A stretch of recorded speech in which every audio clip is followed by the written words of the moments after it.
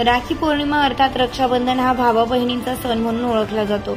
बहीण भावाला राखी बांधते अर्थात राखी हा नक्की सणासुदीचा धागा नाही, यामागे असणाऱ्या भावना अत्यंत वेगळ्या आहेत। भावाने बहिणीला तिच्या रक्षेचे दिलेले वचन हे खूपच महत्त्वाचे असते। दरवर्षी साधारण ऑगस्ट महिन्यामध्ये रक्षाबंधन येतं। हिंदूंच्या पंचांगानुसार श्रावण महिन्यामधील पौर्णिमेला हा सण साजरा केला जातो।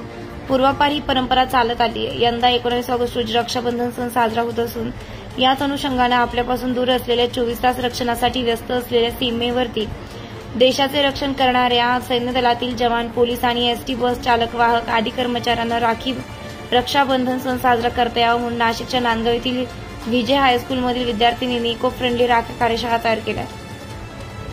नाशिकच्या नांदगावमधील नांदगाव शिक्षण प्रसारक मंडळ संचलित विजय हायस्कूल येथे कला शिक्षक चंद्रकांत दाभाडे यांच्या मार्गदर्शनाखाली 5वी ते 8वीच्या वर्गातील 207 विद्यार्थिनींनी सहभाग घेत इको फ्रेंडली राख्या कार्यशाळा तयार केल्या।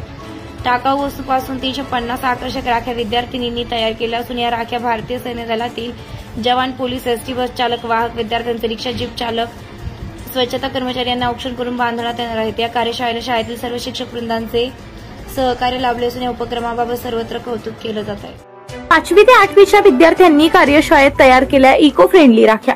नांदगाव शिक्षण प्रसारक मंडळ नाशिक संचलित विजय हायस्कूल नांदगाव येथे ज्येष्ठ कला शिक्षक चंद्रकांत दाभाडे यांच्या मार्गदर्शनाखाली 7वी इयत्ता 5वी ते 8वीच्या विद्यार्थ्यांनी इको फ्रेंडली राख्या कार्यशाळेत तयार केल्या।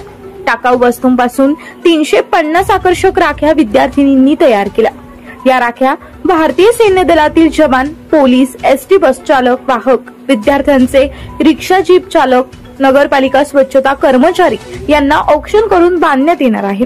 या उपक्रमाला सहकार्य विजय चव्हाण, ज्ञानेश्वर डंभारे, शशिकांत खांडवी, भास्कर मध्ये, प्रवीण आहिरे यांनी केले।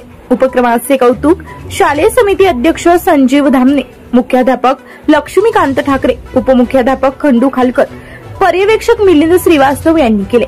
वृत्त संकलन विभाग, महाराष्ट्र 24 न्यूज, नांदगाव।